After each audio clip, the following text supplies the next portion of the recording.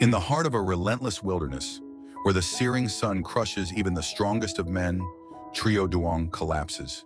At the edge of death, his survival depends not on his own strength, but on the fragile breath of a child. This is the story of a single father's rebirth, where the line between survival and love is as thin as a single gaze. The mountain was a silent executioner. In the northern highlands, the sun did not merely provide light.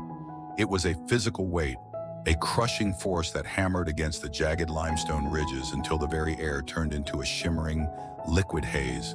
Duong stood in the middle of a steep, terraced cornfield that felt more like a staircase to a furnace than a farm. His back, a landscape of scars and sun-darkened skin, was bent at an angle that suggested a lifelong negotiation with gravity. His hands, massive and calloused to the point of being wood-like, gripped the handle of a rusted hoe. Every strike against the parched earth sent a metallic vibration through his bones, a jarring reminder of his own fragility against the ancient stone. He was a man of few words, not because he lacked thought, but because the mountain had taught him that breath was too precious to waste on speech. A few yards away, sheltered by the meager, skeletal shadow of a hut thatched with dying palm fronds, lay Trúc Lam. She was less than a year old, a tiny, fragile anchor in a world that seemed determined to drift away. To any casual observer, she was just an infant, but to Duong, she was a sacred relic, a living totem of flesh and bone. She did not cry. She did not reach out. She existed in a state of pre-linguistic wisdom, her eyes following the dust motes that danced in the stagnant heat of the hut. She was the only soft thing in Duong's world of sharp edges and hard surfaces. She was his internal sun, but today the actual sun was trying to kill him. By midday, the temperature had reached a threshold that the human body was never meant to endure. Duong felt the first symptoms of the heat stroke not as pain, but as a sudden, terrifying disconnection from his senses. The green stalks of the corn began to bleed into the yellow of the scorched grass. The horizon warped, tilting at a nauseating angle. He tried to swallow, but his throat was a desert, his tongue a piece of dry bark. He muttered a single word, a jagged gasp for air. Heat. It was not a complaint. It was a diagnosis. His internal organs felt as though they were being wrapped in hot lead. He leaned on the hoe, his knuckles white and trembling, but the tool that had sustained him now felt like a leaden anchor pulling him toward the dirt. The collapse was slow and agonizingly deliberate.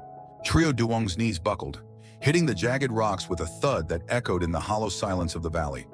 He tumbled onto his side, his face pressing into the red, iron-rich soil. From this perspective, the world was no longer a farm. It was a microscopic battlefield. He watched a line of black ants marching past his eyes, oblivious to the giant dying in their midst.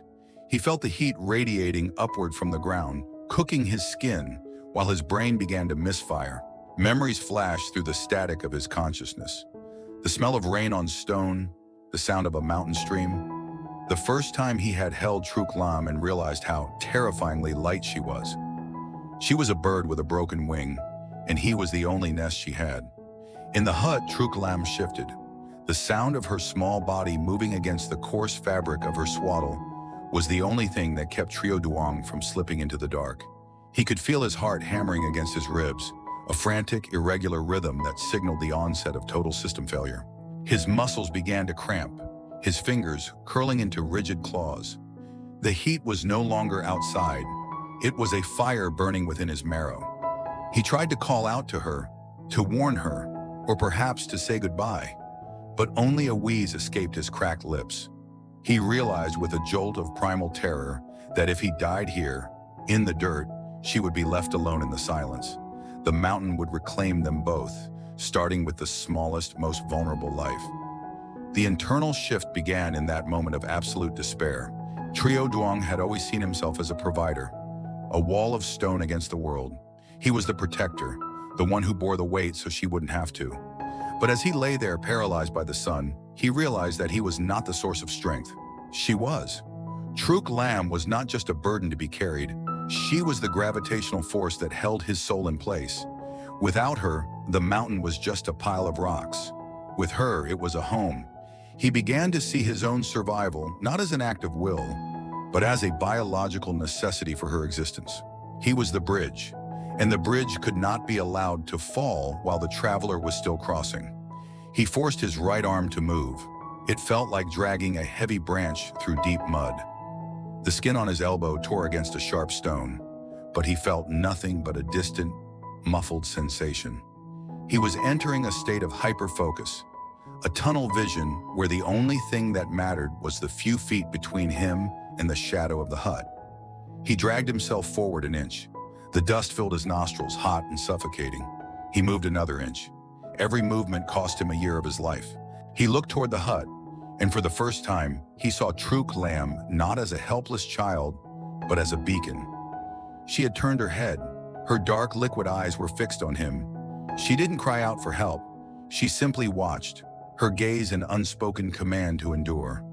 The transformation was taking place in the crucible of the sun. The stoic, silent farmer was breaking apart, and something softer, more desperate, and infinitely more powerful was being forged in the heat. Duong was learning that true strength was not in the ability to withstand pain, but in the willingness to crawl through it for someone else. He was becoming the ultimate support, a man whose rugged exterior was now entirely at the service of a fragile hope. He reached the edge of the shadow.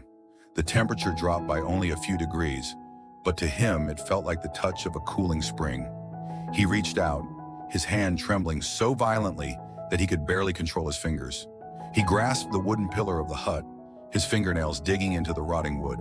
He was a creature of pure instinct now.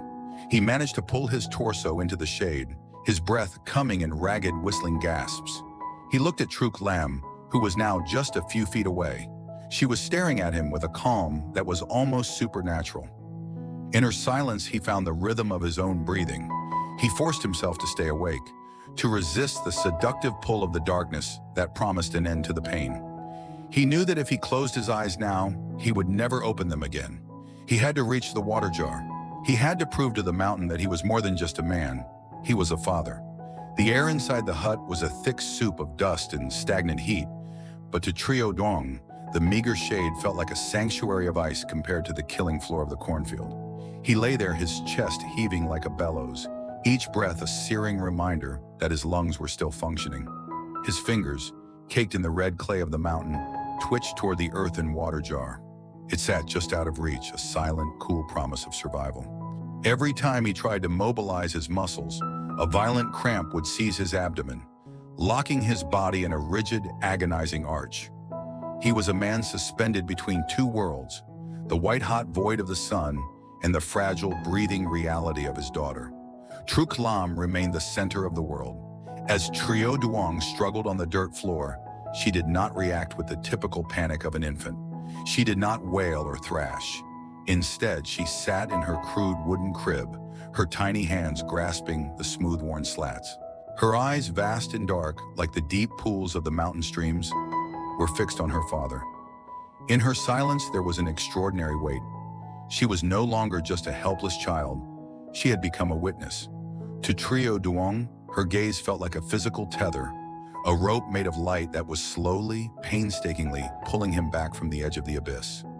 He looked at her, and the stony grimness, the silent endurance he had worn like armor for years, began to crack, revealing a terrifying, raw tenderness.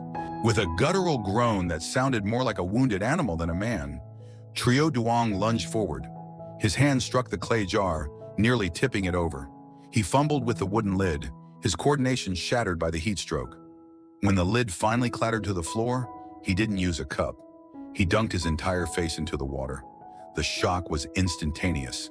The cold water hit his overheated skin like a lightning strike, sending a jolt through his nervous system that cleared the fog from his brain. He drank deeply, the water spilling down his neck and chest, washing away the salt and the red dust. He wasn't just drinking, he was reclaiming his humanity. He was washing away the farmer who had collapsed in the dirt and birthing the father who refused to leave his child behind. The recovery was slow, marked by the shifting shadows of the palm leaves on the floor. As the sun began its long, reluctant descent toward the western peaks, the orange light turned into a bruised purple. Duong managed to sit up, leaning his back against the rough-hewn timber of the hut's main pillar. He felt hollow, his muscles quivering with exhaustion, but the fire in his blood had dimmed to a manageable simmer. He looked at Trúc Lam. She was still watching him. In the dimming light, her presence seemed to fill the small space. She was the sun that did not burn, the light that guided without scorching. He realized then that his previous life, a life of solitary toil and silent endurance, was over. He could no longer be a man of stone. To be the father she needed, he had to be the softest support, strong enough to hold her, but gentle enough not to break her. He crawled to the crib. This time, his movement was not born of desperation, but of a deep, aching need for connection. He reached in and lifted Trúc Lam. She felt impossibly light, like a bundle of wild orchids. As he pulled her to his chest, the contrast was stark. His skin was rough, scarred, and stained with the mountain's grit. Hers was smooth, cooling, and smelled of the mountain air. He felt her small heart beating against his own, a steady, rhythmic counterpoint to the chaotic thrum of the day's trauma. He buried his face in her neck, and for the first time in his adult life, the man of the mountain felt a moisture in his eyes that wasn't sweat. It was the salt of a profound, shattering gratitude. "I am here." He didn't say the words, but he breathed them into her hair. The internal transformation was now complete. The mountain had tried to break him, to turn him into just another layer of sediment on its slopes, but it had failed because it had underestimated the power of the small sacred presence. Duong stood up, his legs trembling but holding firm.